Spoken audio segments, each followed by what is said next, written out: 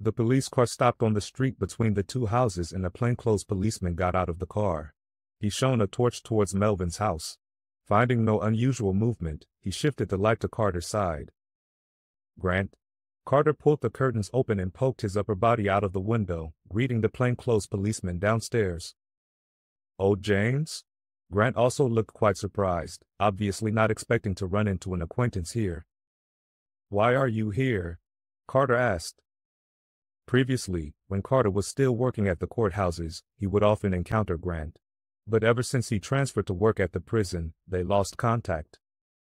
"I'm investigating the malicious short-selling case from earlier on." Grant put aside his torch. "Were you the one who called the police just now?" "Yeah," said Carter. "Let's talk inside." After they exchanged pleasantries, Grant talked about the reason for his presence here. It turned out that Carter wasn't the only one to change jobs. Grant had also been transferred from the Major Crimes Unit to the Financial Crimes Unit and was involved in the investigation for Melvin's case. About 2 months ago, we suspected that the investment management firm, HX Management, was involved in insider trading and set up an investigation team to look into it to no avail. But some time later, an employee of their firm, namely Melvin, contacted me, saying that he had clues alluding to his boss's insider trading on hand. "Wait, are you saying that Melvin voluntarily contacted you?" Carter interrupted Grant. "Exactly. At that time, we were still communicating over the phone. He said that he would give me the clues in person as soon as possible after he had put them together, and as a result." Grant paused here, sighing. "He was attacked that night." Carter gave a start when he heard this, immediately recalling the last time that the man in black broke into Melvin's house. "He had agreed to pass the clues to me, but ever since that night, he hasn't answered any of my calls." Grant sighed again. "He doesn't trust you." Carter frowned, his tone heavy.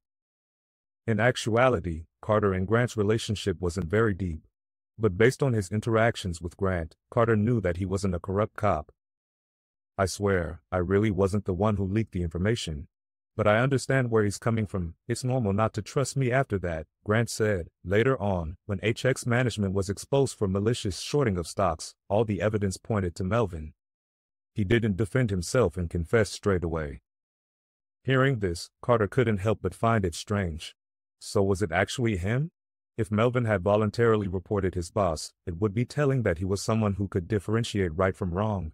So how did he turn out to be a criminal in the end? To be frank, Grant took a deep breath. Helplessness colored his tone. "I don't know either." "We can analyze it this way," Grant went on. "If he was framed, then he is facing a powerful opponent who had the means to create a complete chain of evidence to frame him. And he, not trusting the law enforcement, didn't rashly resist and chose to hide in prison." Carter didn't expect the case to be so complicated behind the scenes. But when he thought more closely into it, if the case really was as simple as it appeared on the surface, it would be hard to piece where the man in black came into the story. He thought back to Melvin's previous question about whether there was surveillance everywhere in prison. This was very likely to be one of his methods to ensure his personal safety. But on the other hand, Grant's words suddenly took a turn. "It's also possible that he is the chief culprit and we spooked him when we started investigating the firm. He planned to plant the blame on his own boss, but the affair was exposed sooner than he thought, so he had to resign himself to his fate."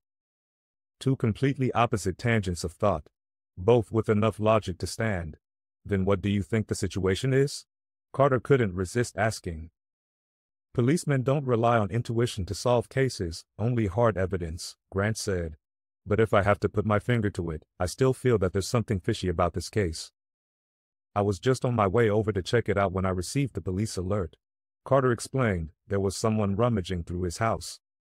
"The possibility of a burglar cannot be ruled out," Grant said objectively. "I'll go in later and take a look." Carter nodded and made no further comment. He was just an outsider and had no reason nor position to interfere with someone else's case. Whether Melvin had been wrongfully accused or if there were still suspicious points about this case, none of these had anything to do with him. "Oh, right." Grant relaxed, changing to a more conversational tone. "I remember that you used to be good at reading people. You earlier mentioned that you've met Melvin in prison. Care to share what kind of person you think he is?" A long time ago, a witness Grant found changed his testimony in court on the spot, resulting in the accused not being convicted. Grant went to talk it out with the witness without making any headway. Later, when Carter was chatting with him, he casually suggested that he could try beginning from the witness' child, which allowed Grant to successfully find a breakthrough point. Even if Carter wasn't always able to help, he did provide Grant with many new avenues to explore. At Grant's suggestion, Carter followed him to take a look at Melvin's house. From the second that he stepped past the threshold, Carter was utterly incapable of quietening his mind. For a voyeur, the house of the person they secretly watched had an existence that was practically on the status of a sacred ground. Even the air here was more precious than the air on Mount Everest.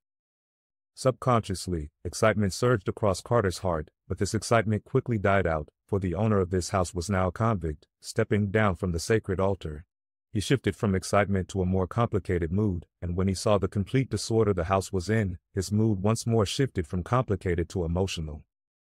The small objects that he was used to seeing through his monocular were now strewn across the ground. God knows how much Carter wanted to return them to their original positions. It is a little suspicious that the house has been ransacked to this state. The two men came out of the house and took off the shoe covers on their feet. Grant offered him a cigarette, but Carter had already brushed his teeth and so he waved a hand, declining it. Didn't Melvin say that he was holding on to clues? Carter said. If that's true, then could the guy earlier be searching for them? That's not impossible. Nodding, Grant blew out a puff of smoke. But if the clues really exist, where do you think he'll hide them? There was absolutely no way for him to have brought them into prison. Every convict would be checked before entering prison, and not even a needle would be allowed in. Maybe with his friends, I don't know. Carter understood Melvin's lifestyle habits but not his interpersonal relations. For example, he knew that Melvin liked to sit on the left side of the sofa to watch television, but he didn't know how he would be if he had a friend over, because no one had ever come to Melvin's house as a guest. Let's leave it at that for today. Tomorrow I'll ask my buds from the crime scene investigation unit to come over and take a look, Grant said. Can't you formally file the case for investigation? Carter could hear the underlying meaning behind Grant's words. You know how it is, the HX management case has been decided. The chances of reversing the outcome are very slim, Grant said. Carter nodded thoughtfully. He previously worked in the courthouses and knew that it wasn't that easy to overturn a case. Even if Melvin was telling the truth, if the clues in his hands weren't decisive enough, they wouldn't be able to reopen the case. Furthermore, he still didn't trust the authorities and wouldn't be willing to hand over the clues he had. Of course, the prerequisite for the above was that Melvin was telling the truth. If he was lying, that he never possessed any clues of his boss committing the offense in the first place, rather than saying that he did not trust the authorities or that he wasn't willing to hand it over, it would be better to say that he had nothing on him and was unable to hand anything over. And here, Carter abruptly realized the problem. What on earth was he worrying about this for? He was only a prison officer. What damn business was it of his to poke his nose in? Despite that being the case, Carter still tossed and turned in bed that night because of the situation involving Melvin, only just barely managing to fall asleep late into the night. The next morning, in a rare instance of oversleeping, he hastily spread strawberry jam on a slice of bread and drove madly the rest of the way to the prison with it jammed in his mouth. When he was done delivering the mail, he was finally able to relax from the panicked morning. But just as Carter was dozing off in his seat, Luke suddenly appeared at the library door, knocking the wood as he said, "Do me a favor." "What?" Carter raised his head in bafflement. As soon as the words left his mouth, a figure in a prison uniform appeared behind Luke. If Carter's memory wasn't failing him, this man should still be in confinement with two other people. "I need him to take a psych eval." Luke pointed at Melvin with his thumb. "But someone at the sewing factory sewed their finger. I have to go over and deal with it for a bit and really don't have the time now to conduct it for him." For some inmates who potentially had mental disorders, the prison would preemptively conduct psychological assessments to prevent serious violent and bloody incidents in the future. The sorry state that Melvin beat old 9 into yesterday prompted the prison to look into his mental condition and risk level. "Can you print out the questions and get him to fill it out and hand it to you?" Carter said with slight grudging in his tone, reluctant to needlessly give himself more work. "Not possible." Luke wagged his finger helplessly. "He has dyslexia." "Dyslexia?" Bemused, Carter swept a glance at Melvin, who was standing bored on one side, then said to Luke, "You mean you want me to read to him?" "That's right, so long as you understand." With that, Luke turned over and stuffed a tablet into Melvin's hand before saying to Carter, "I still have to deal with that injured guy. I'll leave him to you, then." "Hey, wait." Carter lifted his chin to call Luke back, but the man disappeared in a flash at the door, whereas Melvin had already walked over with the tablet, handcuffs still on his wrists. "Where should I put this?" Melvin asked. Exasperated, Carter took the tablet from Melvin's hands, using his chin to point towards the nearest table to his office desk. He said, "Take a seat there." Melvin quickly went over and sat down. He looked fixedly at Carter, but his gaze didn't hold the same provocation as it had before, like he was simply waiting for Carter to speak. "You can't read?" Carter asked. Come to think of it, this was the first time that he was speaking to Melvin alone. What he hadn't dared to do in the past was now something trivial and mundane. "I can," Melvin said. "I'm only dyslexic." Dyslexia could be classified into two categories. The first was dyslexia as a result of low intellect, while the other was conversely dyslexia as a result of extremely high IQ. Many geniuses in history were considered as academically poor in their childhood, but later studies revealed that these people exhibited classic cases of dyslexia. Carter asked this question just to confirm which Melvin fell into. After all, he was still brooding over the words that Melvin said to him at the door of the recreation room yesterday. "What about these questions?" Carter opened the psychological assessment on the screen and continued to ask. "1 or 2 lines is fine, but no more than that," Melvin said. "If you get me to do it myself, I might take all day." "The test when entering prison, too?" Carter asked again. "You couldn't be bothered to read the questions?" "It wasn't that I couldn't be bothered to read them," Melvin said. "It was the structure that made it difficult for me." The test questions were written by Carter. The questions weren't difficult, but the options were indeed a bit convoluted. When considering it from this angle, it did seem a little difficult for dyslexics. But Carter was more concerned about another issue. Judging from Melvin's mannerisms, his dyslexia appeared to fall into the second category. In other words, he had not discovered the abnormalities in Carter's behavior yesterday in the recreation room by accident. Suddenly, Carter felt rather fidgety. He irritably said, "You really should practice your handwriting." "My handwriting?" Melvin arched an eyebrow, as though not expecting that Carter would care about this. However, his answer still leapt as far off tangent as ever. "You have nice handwriting." "Of course I do." Getting praised out of the blue suddenly tangled Carter's brain into a knot. He didn't know how he should answer. He simply stopped dwelling on this, shifting his gaze to the questions in the tablet in his hand and beginning to read them aloud to Melvin. "Would people be more likely to describe you as A. passionate and sensitive, B. logical and clear?" "No one has described me," said Melvin. "I consider myself to be B." The guy actually took each word rigorously. Carter raised his gaze to glance at Melvin. He selected the option on the tablet and continued. "Which option is more appealing to you? A. Going with your significant other to a crowded place with many social activities. B. Staying at home with your significant other and doing something more special, such as watching an interesting movie and enjoying your favorite food." "I don't have a significant other," Melvin said. Hypothetical. Carter restrained the veins that faintly bulged on his temple. "Hypothetically, if you have a significant other, which would you do with them?" Melvin shifted his gaze away, considering it for 2 seconds. Then he looked back at Carter and said, "I'm fine with both. It mainly depends on what the other party wants to do." Losing his patience, Carter put the tablet down on the table. "Are you playing with me?" "You're the one who asked me what I want to do with my significant other." Melvin shrugged, as if not understanding Carter's anger. "A or B." Carter tempered himself and picked up the tablet again. "Aside from that, I don't want to hear any other nonsense." "Okay," Melvin acquiesced, but he immediately said after, "Are you this fierce to all inmates? You're actually aware that you're an inmate?" "B, then." "What?" The sudden emergence of an alphabet caught Carter off guard. "I said, B, stay at home with my significant other." It was a simple question, yet they went one whole round before getting to the answer. Carter felt like there was a damn cat's tail constantly swishing at him, neither too gently nor roughly, driving him to the brink of madness. Fortunately, Melvin stopped jerking him around after that, giving proper answers to the questions that Carter asked. After about 10 minutes, someone knocked on the door again. Luke walked into the library while wiping the water from his hands with toilet paper, asking Carter, "How's it going?" Carter glanced at the remaining progress bar and said, "We're only halfway through." Luke reached out a hand towards Carter. "Leave the rest to me, then." "All right." With that, Carter passed the tablet to Luke.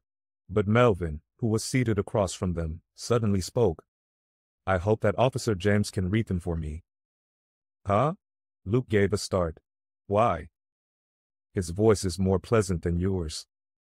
Luke didn't agree to Melvin's request, taking him to the opposite infirmary. In the end, less than 10 minutes later, Luke brought Melvin back, nursing a headache as he told Carter, "I can't get through to him. You do it." A question mark floated above Carter's head. I asked him whether he tended to be punctual or late when going out with someone, and he said he doesn't go out with anyone. I asked him if he believes in intuition or experience, and he said he believes in data. Carter had a general idea of why Luke would be having a headache. It was practically the same as the way he was just now. The only difference was that after a few questions, Melvin started to cooperate with his tempo, but from the looks of it, Melvin had no intention of cooperating with Luke. "You do it." Luke put the tablet on Carter's office desk, sharply turning on his heels to leave. "Hurry up and finish it, then send him back to the confinement cell." The prison guard who had escorted Melvin over had been guarding the hallway for a good chunk of the day. Carter inclined his head just in time to see that man looking at his watch, obviously growing impatient in the wait. He sighed helplessly, lifting his chin at Melvin. "Go sit over there." Melvin walked over and sat in the same seat from earlier, quietly waiting for Carter to ask him questions, not appearing in the slightest like an inmate who wasn't cooperating with the guards.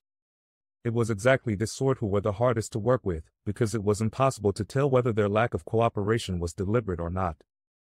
If you find that someone has a problem, would you, A, point it out politely, B, point it out bluntly? Afraid that Melvin would jerk him back and forth again, Carter swiftly added, "Don't tell me that you're too lazy to care about other people's problems."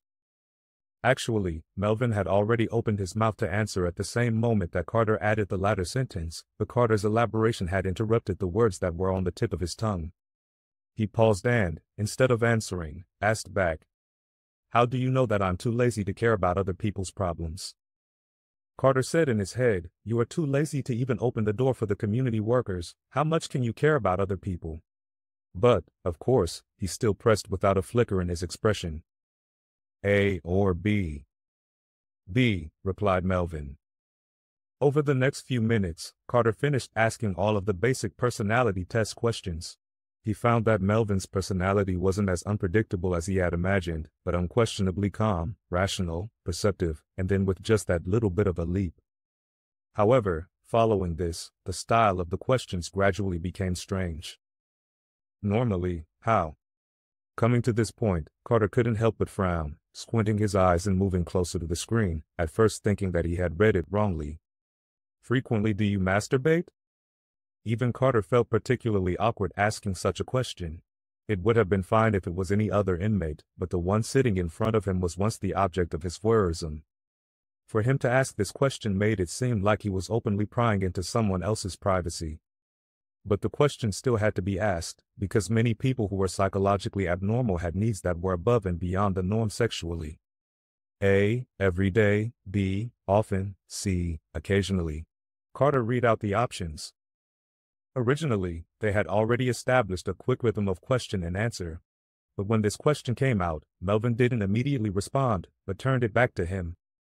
"What about you?" "Me?" Carter instantly felt affronted, a thick wall raising in his mind. Nietzsche had famously said that when you gaze into the abyss also gazes into you. This quote could have many ways of interpretation, but leaving the esoteric philosophical notion aside, the literal meaning of the quote was very much like the situation the two of them were in now. Carter was used to gazing at Melvin, but when Melvin started to gaze back at him, his first instinct was wariness. If any other inmate were to ask him this question, he wouldn't be so sensitive, much less feel like his tail had been trodden on. "I'm the one asking you." Naturally, Carter didn't answer, his voice a little stern as he said, "Don't change the subject." That faint, almost but not quite smile appeared on Melvin's face again, just like when they were staring each other down before. The corners of his lips curled very slightly upwards, in a radiant that could barely be considered one, but the changes in his facial lines and the wandering light in his eyes told Carter Melvin knew something, and he found it very interesting. See, occasionally. Melvin finally gave an answer, breaking the stifling atmosphere between them. Carter silently gave a sigh of relief on the inside, hurriedly clicking to flip to the next question, only to unexpectedly see that the next question was still in the same category. When you are. The two words on the screen were really too hard for Carter to pull from between his teeth, so he had to say it in a euphemistic manner. Having relations with someone, do you prefer to A. Leave the lights on, B. Turn the lights off? I'm fine with either, I can go with whichever the other party prefers. At this, Melvin seemed to be aware that Carter wouldn't be satisfied with his answer, then supplementing. Don't you prefer it with the lights off? I'll choose B, then. If he previously felt like his tail had been trodden on, then right now he felt like needles were pricking his back. The logic in Melvin's answer still leapt as it always had, but this time, Carter knew that his motive was certainly not that simple. The encounters that two of them had could be counted on one hand, so how could Melvin have deduced whether or not he liked the lights off?